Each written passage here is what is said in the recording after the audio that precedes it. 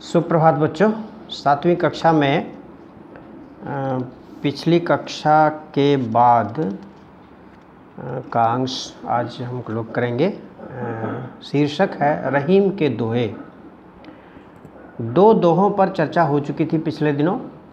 आज हम लोग तीसरा दोहा देखेंगे, क्या क्या इसमें बताया गया है, किस प्रकार का संदेश इसमें है। आपको मैंने पहले भी बताया था कि रहीम के दोहे जीवन की व्यावहारिक स्थितियों पर आधारित हैं। दैनिक जीवन के व्यवहार में जिस प्रकार के आचरण, जिस प्रकार की गतिविधियां हम लोग करते हैं, उस पर आधारित इनके दोहे हमें एक आदर्श की ओर प्रेरित करते हैं। क्या होना चाहिए और क्या हो रहा है, क्या होता है। जो होता है या हो रहा है वो यथार्थ है, और जो होना चाहिए वो आदर्श है। तो यथार्थ पर टिका हुआ आदर्श दैनिक जीवन की सामान्य गतिविधियों के ऊपर आधारित क्या होना चाहिए, एक संदेश रहीम के दोहे देते हैं। तो तीसरा दोहा है, तरवर फल नहीं खात हैं, सरवर पियत न पान। कही रहीम पर काज हित, संपत्ति सचहि सुजान। कवि का कहना है कि पेड़, तरुवर कहते हैं पेड़ों को, पेड़ फल देता है, लेकिन कोई भी पेड़ अपना फल कभी नहीं खाता। यानी पेड़ का फल पेड़ के उपयोग में नहीं आता, वह दूसरों के उपयोग में ही आता है। पेड़ फल देता है लेकिन खुद वह फल का उपयोग नहीं करता। सरवर पियत न पान, और जलाशय जो है, जहाँ पर पानी रहता है, तालाब है, कुआं है, ये सब जलाशय कहे जाते हैं। सरवर मतलब तालाब। तालाब खुद अपना पानी नहीं पीता, तालाब कभी पानी नहीं पीता, उसके पानी से दूसरे जीव जंतु लाभान्वित होते हैं।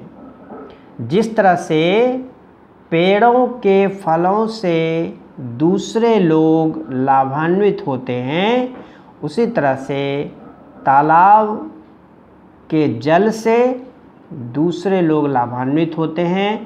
तालाब कभी पानी अपने लिए इस्तेमाल नहीं करता, कभी वह स्वयं पानी नहीं पीता, पेड़ कभी अपना फल स्वयं नहीं खाता। अब इन दो उदाहरणों से कवि कहना क्या चाह रहा है वो देखिए अगली पंक्ति में। कही रहीम पर काज हित। रहीम कवि कहते हैं, कही रहीम, रहीम कवि कहते हैं कि पर काज हित, दूसरे के कार्य के लिए, यानी दूसरों के काम को सफल बनाने के लिए, दूसरों की सहायता के लिए, संपत्ति सचहि सुजान। सुजान अर्थात ज्ञानी, सज्जन, भले आदमी जो होते हैं, वे संपत्ति का संचय करते हैं, अपने स्वार्थ के लिए नहीं, अपने हित के लिए नहीं, पर काज हित, दूसरों के कार्य के लिए, दूसरों की भलाई के लिए, दूसरों का कार्य संपन्न कराने के लिए संपत्ति का संचय करते हैं। ये जीवन का एक आदर्श है, यह जीवन का एक लक्ष्य है कि व्यक्ति सज्जन वही है, ज्ञानी वही है, भला वही है जो अपने संचित धन को अपने स्वार्थ सिद्धि के लिए नहीं, बल्कि दूसरे के कल्याण के लिए, दूसरे की भलाई के लिए समर्पित कर दे। अर्थात हमें अपनी संपत्ति का, हमें अपने धन दौलत का इस्तेमाल सिर्फ अपने स्वार्थ के लिए नहीं करना है, बल्कि दूसरे की भलाई के लिए, परोपकार के लिए, जन कल्याण के लिए उसको समर्पित करना चाहिए। ये कवि का संदेश है कि अपनी संपत्ति का, अपने संचित धन का उपयोग अपने स्वार्थ के लिए नहीं, अपनी भलाई के लिए नहीं, बल्कि दूसरे की भलाई के लिए, दूसरे के कार्य को संपन्न कराने के लिए, परोपकार के लिए करना चाहिए। ठीक वैसे ही जैसे ये पेड़ अपना फल नहीं खाते, वो जन कल्याण के लिए फल दे देते हैं, और तालाब कभी अपना पानी नहीं पीता, अन्य जीव जंतुओं के लिए ही वह पानी का संग्रह करके रखता है। तो हमें पेड़ों से और तालाब से यही सीख लेनी चाहिए कि हमें अपनी धन संपत्ति का प्रयोग, उसका उपयोग न केवल अपने स्वार्थ के लिए बल्कि परोपकार के लिए, जन कल्याण के लिए करना चाहिए।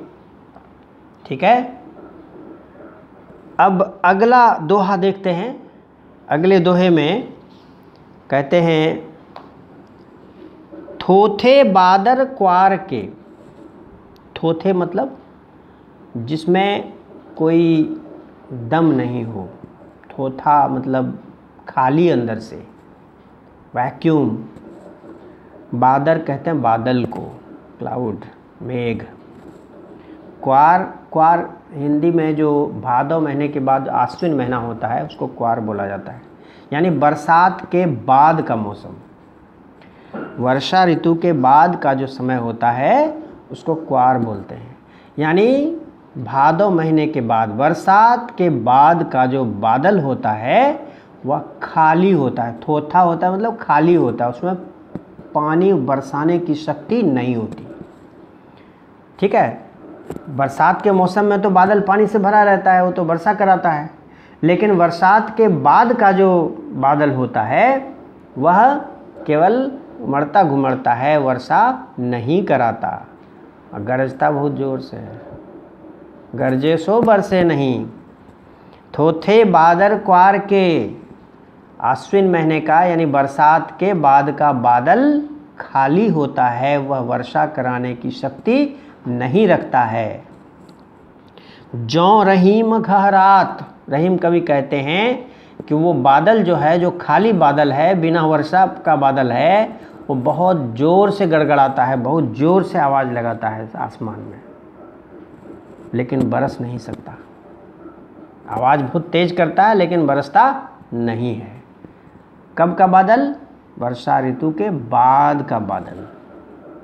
ठीक है, अब इस उदाहरण से कवि कहना क्या चाहता है, जीवन में, व्यवहारिक जीवन में क्या होता है भाई, बादल से क्या मतलब है। अब देखिए, धनी पुरुष निर्धन भय,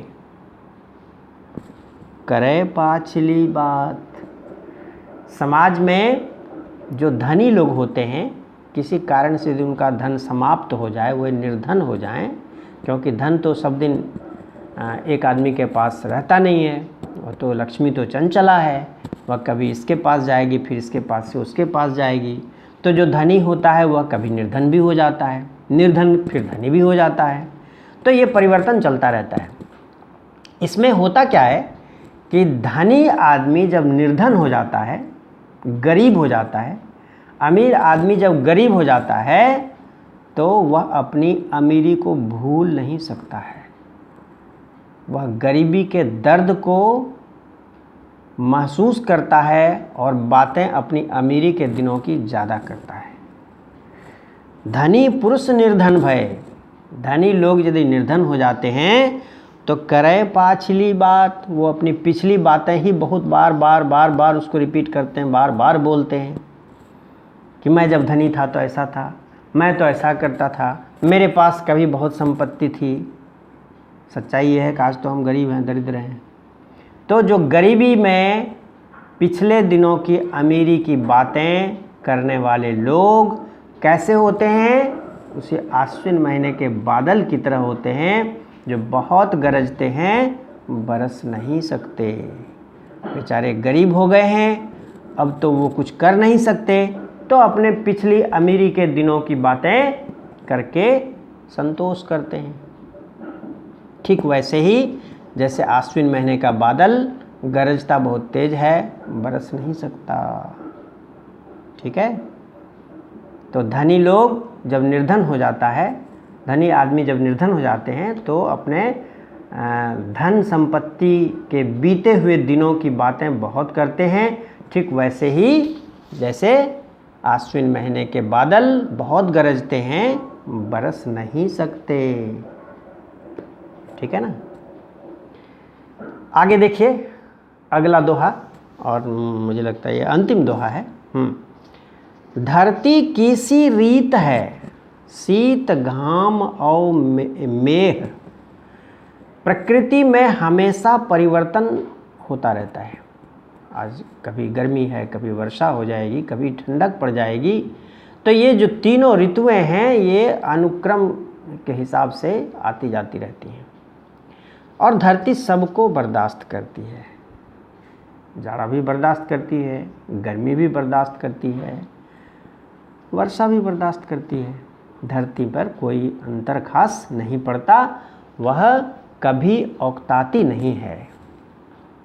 धरती किसी रीत है, धरती के समान ही यह परंपरा, रीत मतलब परंपरा, यह धरती की रीति है, प्रकृति का नियम है। क्या नियम है? शीत घाम और मेघ। शीत मतलब ठंडक जाड़ा, घाम मतलब गर्मी, और मेघ मतलब मेघ यानी वर्षा, यानी जाड़ा गर्मी और वर्षा। ये तीनों ऋतुएं धरती को एक समान झेलना होता है। जैसी परी परे सो सही रहे, जब जैसा होता है उसको सहना पड़ता है, वह बर्दाश्त करती है। त्यों रहीम यह देह, रहीम कवि कहते हैं उसी तरह से हमें भी हर प्रकार की परिस्थितियों को झेलना चाहिए। उसी धरती की तरह धैर्य के साथ हर प्रकार के परिवर्तन को हमें आत्मसात करना चाहिए, अपनाना चाहिए, उसको झेलना चाहिए, उसके साथ हमें उकताना नहीं चाहिए। दुख है तो उसको भी बर्दाश्त करें, सुख है तो उसमें भी ना इतराएं, उसको भी हम संतुष्टि के साथ, बड़े धैर्य के साथ उसको भी हम अपनाएं। यानी सुख और दुख, जीवन की हर प्रकार की परिस्थितियां मनुष्य को समान भाव से स्वीकार करनी चाहिए।